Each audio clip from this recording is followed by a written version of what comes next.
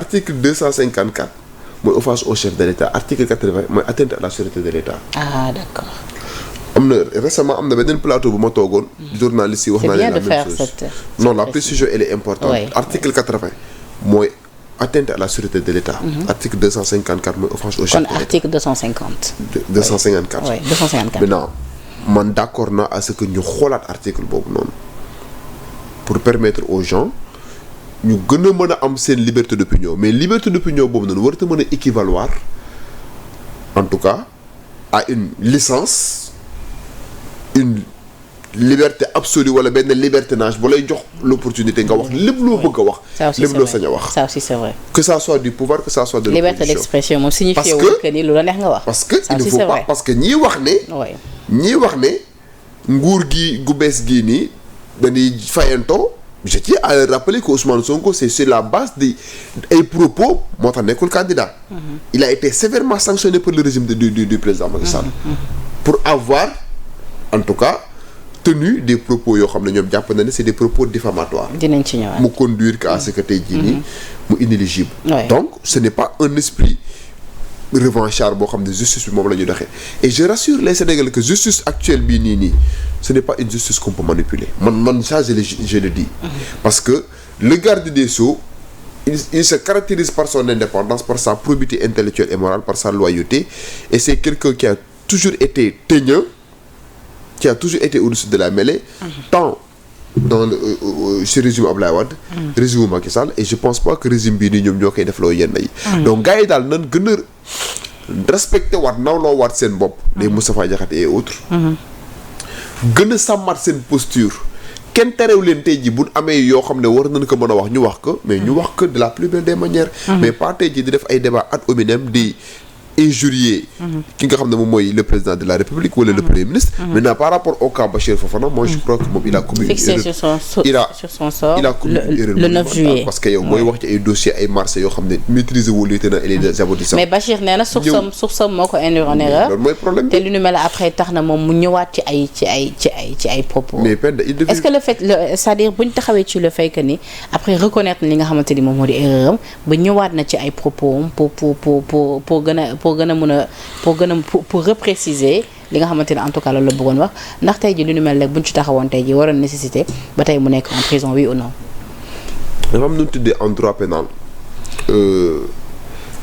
les cas d'excuse.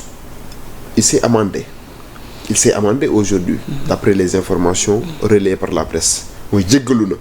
Même avant tey sax c'est-à-dire avant même ñu koy jàpp Bachir de réagir na ci beneen chaîne pour wax ni jéggalu boobu au lieu de Cheikh Gueye dafa juumoon.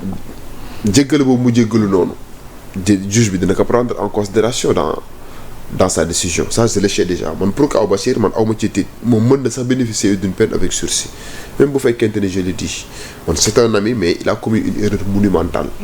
bëgg a wax wala toog ci yenn plateau yi wóoru la mën a jaral nga wax ay wax yoo xamante ne wóor na li ngay wax ne mënoo ko justifier. nit nag booy wax loo xam ne mënoo man li ma gëm mooy am nga nit mën nga am ay affaires yoo war a mën a révéler.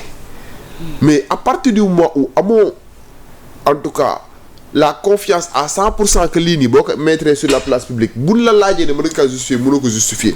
Parce que moom c'est un journaliste. am na loo xam ne mën nañ ko bañ a pardonner le fait qu'il dit en tout cas qu'il a été induit en erreur par sa source.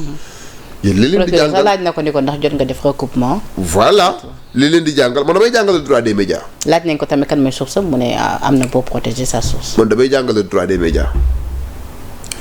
bëri na seen naataango journalistes yoo xamante ne ni daaw ak ren maa leen doon yor droit des médias ay journalistes yu mag lañ ci tey li leen di jàngal ci droit des médias information boo ko amee da nga koy vérifier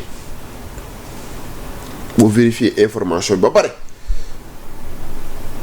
au niveau de la rédaction ñoom dañoo war a jël seeni précautions parce que en général en droit des médias parfois bu journaliste bu tombé alors que erreur bi nga xam ne ni tey jii li ko induire en erreur ba mu def une déclaration boo xam ne jugé nañ que de diffamatoire rédaction bi jëluñu les précautions ñu segg parfois même en vertu de la responsabilité en cascade parfois directeur de publication mën a tombé.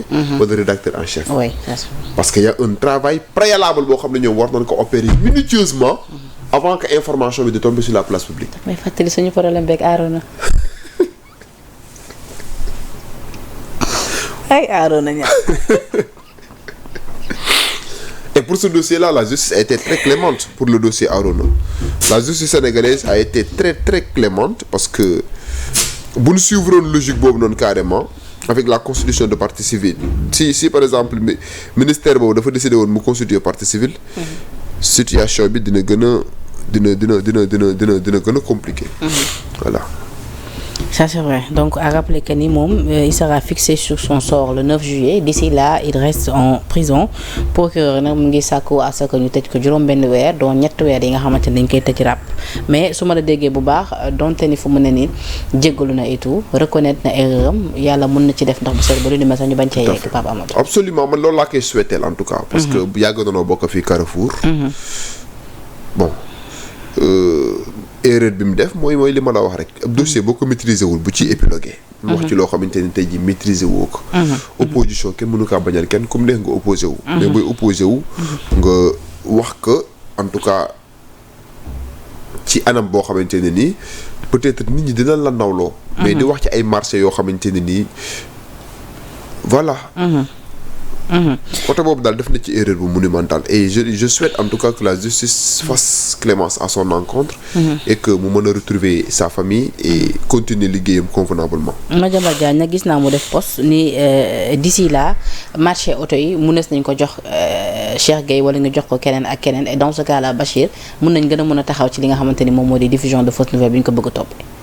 mu ne. Madiambal Diagne. nee na dafa def poste. oui mu ne comme fu mu ne nii procès verdict gu Bachir Fofana dañ ko renvoyé au 9. oui mu ne fii balaa boobu marché auto yooyu Bachir Fofana doon wax ba mun nañ ko attribuer à Cheikh Gueye wala keneen ak keneen et dans ce cas là dañuy mun a gën a taxaw ci li nga xamante ni moom moo di diffusion de fausses nouvelles bi ñu koy toppee. déjà l'information selon laquelle Cheikh Gueye moom lañ jox marché bi loolu c'est une information qui n'est pas crédible.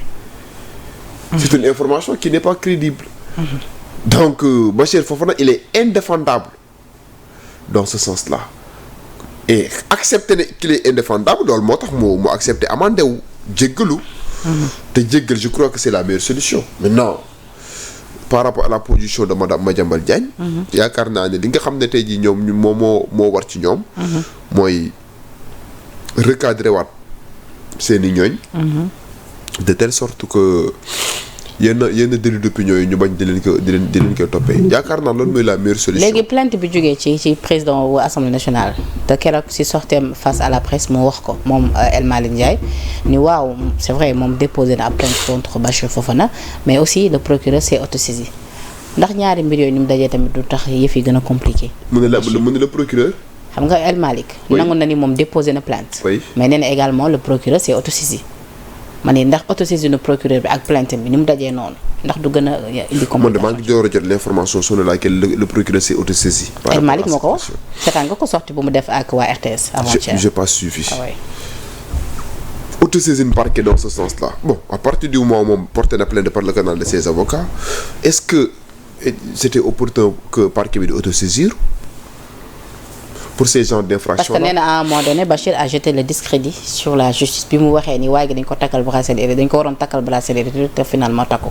ah bon. oui dans ce sens-là au-delà de la diffamation et de la diffusion de fausses nouvelles bi ñu mën a retenir à son encontre par rapport ak le président de l'Assemblée nationale concomitamment à ces infractions-là le parquet bu constaté ne il a essayé de jeter le discrédit sur l'institution judiciaire autosaisine du parquet bi day am lu koy justifier te buñ boolee infraction boobu noonu ci li nga xam ne tey jii moom mooy diffusion de fausses nouvelles et autres mën na nekk leen loo xam ne mën na gën a aggraver sa situation pénale même bu fekkente ne au Sénégal on applique le principe du non cumul des peines le principe du non cumul des peines mooy tey bu lay toppee 10 infractions seule l'infraction encourant la peine la plus grande moom la ñuy retenir.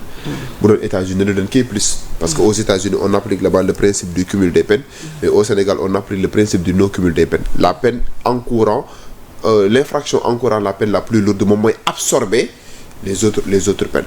et loolu moom bu fekkente ne dans ses déclarations lui le sieur Bachir Fofana dafa waxaale loolu il a fauté gravement parce que bracelet électronique juge d'instruction moo koy takkal nit te juge d'instruction c'est un magistrat en vertu du principe de l'inamovibilité boo xam ne ni kenn mënu ko jox ay orientation kenn mënu ko jox ay injonction le parquet c'est un corps hiérarchisé procureur yi moom amuñu indépendance parce que dañoo am benn lien hiérarchique.